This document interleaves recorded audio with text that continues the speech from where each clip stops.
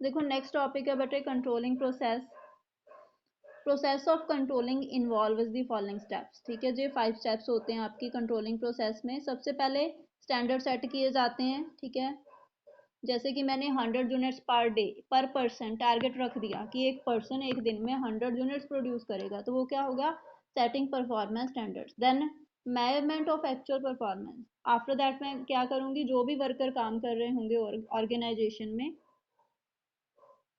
उनकी actual performance को बेटे मैं मेयर करूंगी। ठीक है, थर्ड स्टेप में मैं क्या करूंगी, देखो नेक्स्ट थर्ड पॉइंट बेटे कर रहे थे हम, comparison of actual performance with standards. ठीक है, आपने जहाँ पे स्टैंडर्ड सेट किया 100 यूनिट्स का और एक्चुअल परफॉर्मेंस आपको आपकी है मान लो 90 यूनिट्स। ठीक है, पर पर्सन मतलब हर एक पर्सन ने 90 यूनिट्स ही प्रोड्यूस किए हैं, तो आपने कंपैरिजन किया तो आपको पता चल गया कि 10 यूनिट्स की डेविएशन है। ठीक है, तो जहाँ पे हम एनालिसिस करेंगे डेविएशंस का कि अगर 10 यूनिट्स की एनालिसिस है, हर एक पर्सन की ही 10 यूनिट्स की डेविएशन आ रही है, तो उसका क्या रीज़न है। ओबियस है बेटे, अगर हर एक पर्सन ही 90 यूनिट्स प्रोड्यूस कर पाया तो हो सकता है कि हमने स्टैंडर्ड रॉन्ग सेट कर दिया।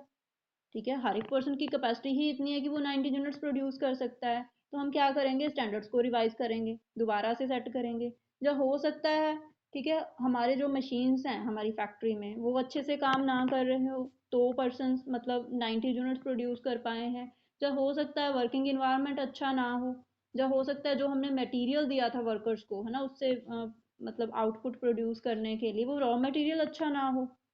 ठीक है, टाइम वेस्टेज हो रही हो उसको उससे प्रोडक्ट्स प्रोड्यूस करने में, तो कुछ भी हो उसका एनालिसिस किया जाएगा फोर्थ स्टेप में। आफ्टर दैट करेक्टिव एक्शंस लिए जाएंगे। ठीक है, अगर स्टैंडर्ड रॉन्ग सेट हुआ था तो उसको रिवाइज कर दिया जाएगा। अगर मशीन्स की प्रॉब्लम है तो मशीन्स को या तो ठीक करवाया जाएगा या न्यू मशीन्स परचेज की जाएंगी। अगर वर्किंग इन्वायरमेंट में कोई प्रॉब्लम है तो वर्किंग इन्वायरमेंट मतलब थोड़ा ठीक करके प्रोवाइड किया जाएगा वर्कर्स को। अगर रॉ मटेरियल क्वालिटी का नहीं है, ठीक है, तो उसकी जगह पे क्वालिटी रॉ मटेरियल प्रोवाइड किया जाएगा। ठीक है, मैंने एक बार आपको डिफाइन कर दिया, अभी बुक से रीड करेंगे। देखो जहाँ पे भी बेटे दी हुई है आपकी प्रोसेस, फर्स्टली आप परफॉर्मेंस स्टैंडर्ड सेट करते हो। ठीक है, देन मेयर करते हो एक्चुअल परफॉर्मेंस को।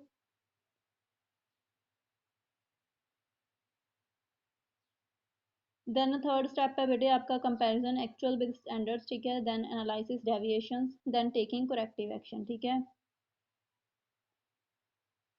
देखो जब आप स्टैंडर्ड सेट करते हो तो क्या क्या करते हो, रिवाइज द स्टैंडर्ड्स। ठीक है, इज स्टैंडर्ड एक्सेप्टेबल, देखोगे कि स्टैंडर्ड एक्सेप्टेबल है या नहीं, जो डेविएशन होएंगी क्या वो एक्सेप्टेबल हैं या नहीं। इज स्टैंडर्ड बीइंग अटेनेबल, क्या आपका स्टैंडर्ड अटेनेबल है या नहीं।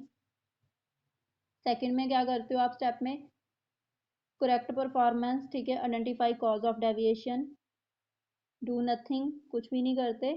ठीक है, then again do nothing.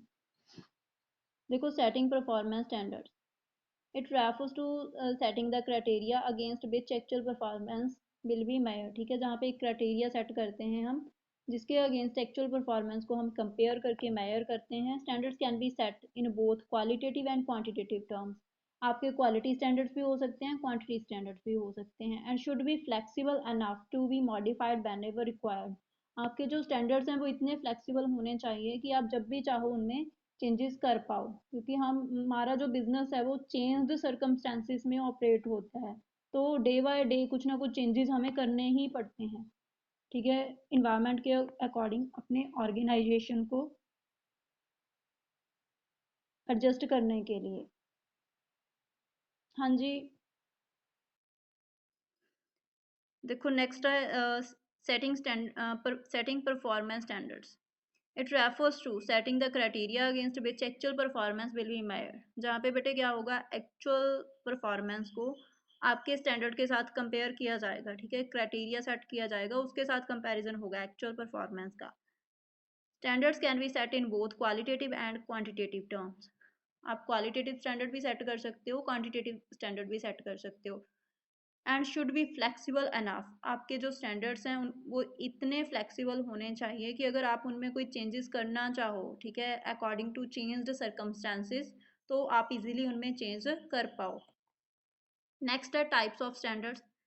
Quantitative standards, they are the standards which are shown with the help of figures, ठीक है। जो अमाउंट्स में होते हैं आपके स्टैंडर्ड्स, उनको हम क्वांटिटेटिव स्टैंडर्ड्स बोलते हैं। जैसे कि production of 10 units by a labourer in a day, ठीक है, कि एक लेबरर ने एक दिन में 10 यूनिट्स प्रोड्यूस करने हैं।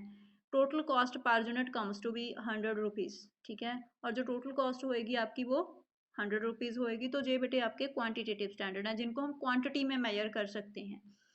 नेक्स्ट है qualitative standards, they are the standards, जो स्टैंडर्ड्स होते हैं which can not be shown in the form of figures, जिनको हम अमाउंट्स में शो नहीं कर पाते या नहीं कर सकते।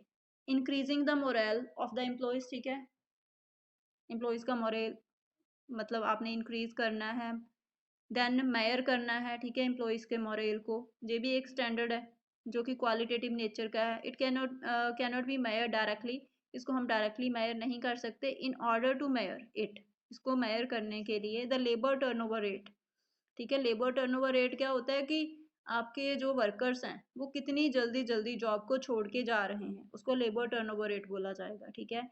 देन एब्सेंटिज्म रेट, कितने वर्कर ज़्यादा से ज़्यादा एब्सेंट हो रहे हैं या कितने कम एब्सेंट हो रहे हैं।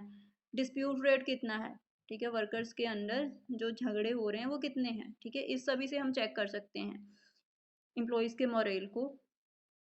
Have got to be taken into consideration, इनको कंसिडर किया जाएगा in case the rate of all three is lower, अगर तीनों का रेट बहुत कम है, मतलब लेबर टर्नओवर रेट बहुत कम है, वर्कर ज़्यादा जल्दी जल्दी छोड़ के नहीं जा रहे ऑर्गेनाइजेशन को, एब्सेंट भी बहुत कम हो रहे हैं, झगड़े भी बहुत कम हो रहे हैं ऑर्गेनाइजेशन में।